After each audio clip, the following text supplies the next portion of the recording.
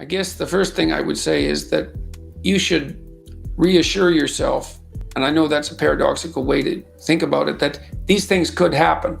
Look, I've never been surprised as a clinician that people were anxious. So what you say doesn't surprise me, except that the constancy part of it perhaps is surprising. Because children can get hit by cars, kidnapped, murdered, and beaten up. And it is a torture to contemplate that.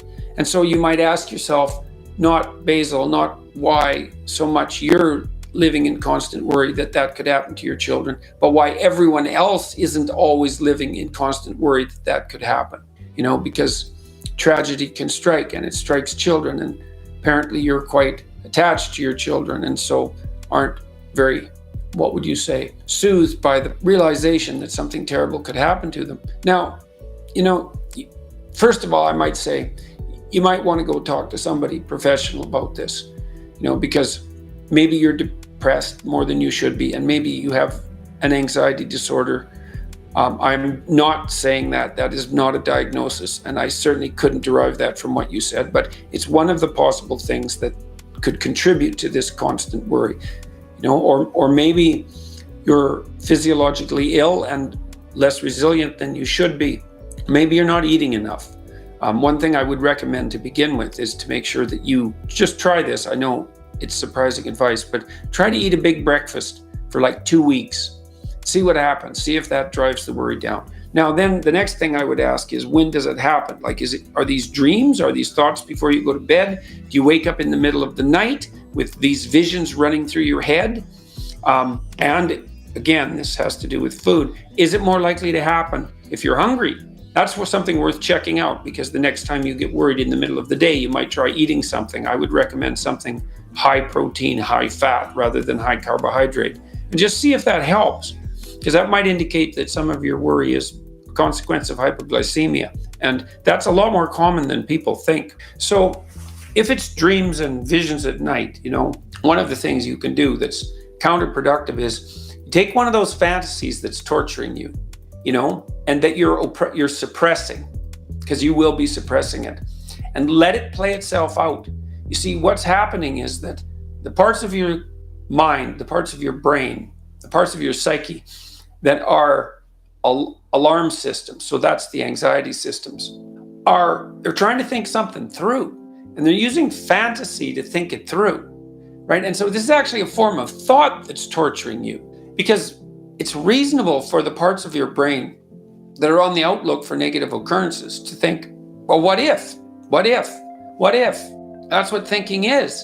And sometimes you think positively, what if? And sometimes you think negatively. And well, you're in all likelihood doing everything you can to escape from these thoughts when they make themselves manifest. But all that does is make the systems that are producing those thoughts even more likely to produce them, because now the alarm system thinks, oh, well, here's a danger, which is basically the vulnerability of children.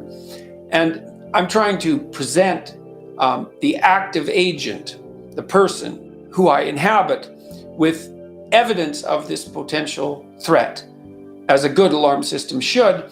And it turns out that they're so afraid of the message that I'm delivering that they won't even listen to it. Therefore, the situation must be much more dire than I supposed, and I'm going to have to amplify and increase the emotion of my statement and the repetitiveness of the thought. And so that's just not helpful at all, right? Because what you've done is you've taken a worry and you've now recategorized it as a worry that's so terrible that you won't even think about it. And so now the alarm systems think that you're being chased by he who can't be named. That's a good way of thinking about it, and a good allusion to something popular in culture. And so they're just going to be screaming nonstop. So what do you have to do? Well, man, this is counterproductive, but I'll tell you, it works. Next time you have there's a couple of things you could do. You could start by bringing to mind those fantasies. Sit down somewhere, take some deep breaths, try to calm yourself down a little bit, and let those thoughts come forward. You know what they are, and then watch them like you're watching a movie. Even if it's a horror movie, watch them. Let the whole fantasy play out and see what comes out at the end. Now, at even if it's going to be frightening to do this. Now, look, even if the vision is quite horrific, right? The entire thought is quite horrific. You have now indicated to your anxiety systems that you have enough courage to face the worrisome event. And just that alone should be helpful. Now, you may have to do this multiple times, and you might have to do it with all the thoughts. And you'll know that you'll have done it. You'll know that you've done it enough when doing it starts to become mundane, when all the emotion goes out of it. And if you're particularly frightened, that might take a long time. Now, the other thing that you might really consider, and this is something you can do as an adjunct, is you should think about what you would do if this would happen. If this happened, as if it happened in real life, and to take even the worst case situation, so let's say that you received the news that your child was hit by a car. Well, you could receive news like that. And then the question is, well, what would you do and what should you do? And the answer is, you don't know. You think that would kill you. You think that would be unbearable and the end of the world. And it's not surprising that you think that, but it's not helpful, because people have to live through catastrophe, and you have more than one child, apparently, and I would presume as well that you have a spouse and other people that love you and need you. And so it isn't good that you would fall apart and die like in an apocalyptic dread if something happened to one of the people that you loved, because then you would leave all the other people bereft of you as well. And that's not helpful.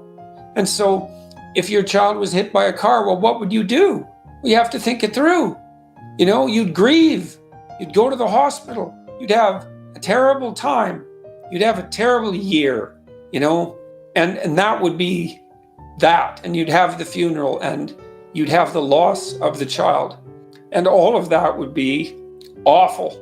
But people live through that, and maybe you could have an aim. An aim would be that if that happened, your determination would be to live through it so that you could be there for the rest of your people, and so that you wouldn't fall apart and collapse, because the death of someone and the subsequent utter collapse of a person closely associated with them, that second event does not improve the first one.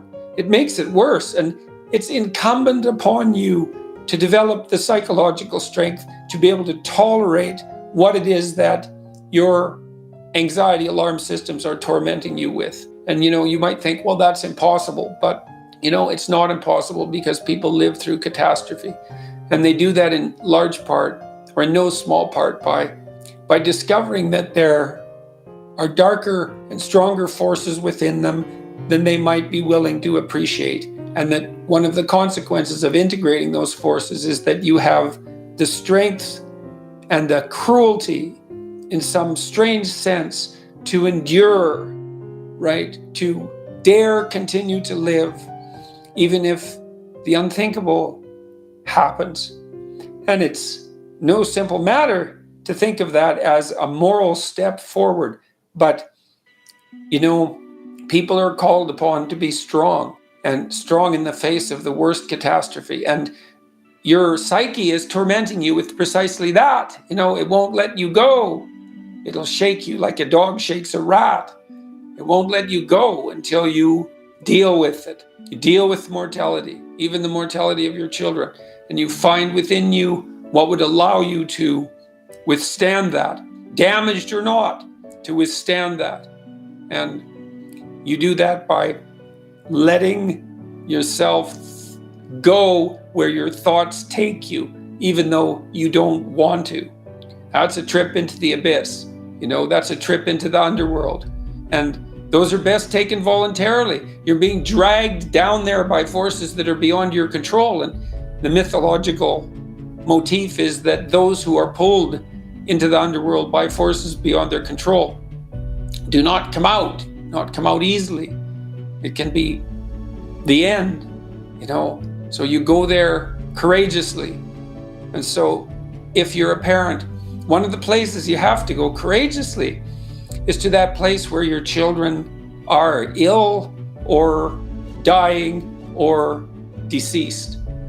You have to do that. You haven't grown up until you have done that, even though it's a terrible thing. So that's how you could deal with that. It's rough, man, but I'll tell you, it's a lot better than living in constant worry that your children are going to be hit by a car, kidnapped, murdered, or beaten up. So, you're in a situation that characterizes the situation of many people in life. You don't have a good choice. You've got two rough choices. You could go left, and that's rough, and you can go right, and that's rough, and that's all you've got. And I would say you have the freedom to choose which of the two difficult paths you're going to choose, and the one that involves voluntary confrontation with what tortures and torments you, with the terrible predator of death. That's the pathway that's going to lead back to the stability that not only you need, but that your family requires you to have. So that's that.